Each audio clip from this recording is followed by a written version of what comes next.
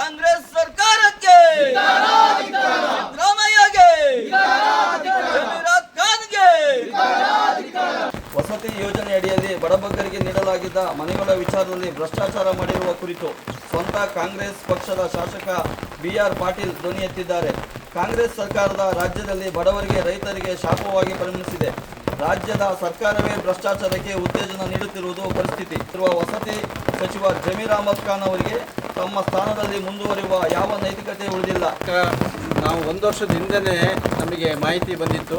ಬೆಳಗೋಡು ಪಂಚಾಯಿತಿಯಲ್ಲಿ ಒಬ್ಬ ಏಜೆಂಟು, ಒಬ್ಬ ಕಾಂಗ್ರೆಸ್ ಮೆಂಬರ್ ಇಟ್ಕೊಂಡು ST ಅವರಿಗೆ 1 ಲಕ್ಷ ಲಂಚ ತಗೊಂಡು ಮನೆ ಕೊಡ್ತಾಯಿದ್ದಾರೆ. ಮನೆ ಇದ್ದವರಿಗೆ ಕೊಟ್ಟಿದ್ದಾರೆ.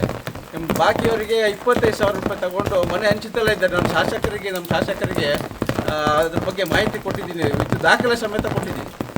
ಆದರೆ ನಾನು MLA ಸೈನ್ ಇಲ್ದಲ್ಲೇ ನಾವೇನು ಯಾರಿಗೂ ಮಂಜೂರು ಮಾಡಲ್ಲ ಅಂತ ಹೇಳಿದರು. ಆದರೆ ಅವರು ಹಾಸನದಿಂದ ಜಿಲ್ಲಾ ಪಂಚಾಯತಿ ಯಾರೋ ಒಬ್ಬರು ಏಜೆಂಟ್ ಇಟ್ಕೊಂಡು ಬೆಂಗಳೂರಿಗೆ ಹೋಗಿ ಅವ್ರ ಮನೆ ತಂದುಬಿಟ್ಟು ದುಡ್ಡು ಕೊಟ್ಬಿಟ್ಟು ಮನೆ ತಂದುಬಿಟ್ಟು ಹಂಚುತ್ತಲೇ ಇದ್ದಾರೆ ಮನೆ. ಇದುವರೆಗೂ ನಾವು ಧ್ವನಿ ಎತ್ತಿದ್ರೆ 1 ವರ್ಷದಿಂದ ಎತ್ತಿದ್ದೀನಿ ನಾನು. 1 ವರ್ಷ ದಾಖಲೆ ಸಮೇತ ನಮ್ಮ ಹತ್ರ ಇದೆ. ದಾಖಲೆ ಕೊಟ್ಟಿದ್ದೀನಿ MLAಗೆ. ಬಟ್ ಅಸಹಾಯಕರು, ನಾವೆಲ್ಲ ಅಸಹಾಯಕರಾಗಿದ್ದೀವಿ. ಎಲ್ಲ ಬೆಂಗಳೂರಲ್ಲೇ ಕುತ್ಕೊಂಡು ಅವರು ಭ್ರಷ್ಟಾಚಾರದಲ್ಲಿ ತೊಡಗಿದ್ದಾರೆ. ಯಾರು ಹೇಳೋರಿಲ್ಲ ಕೇಳೋರಿಲ್ಲ.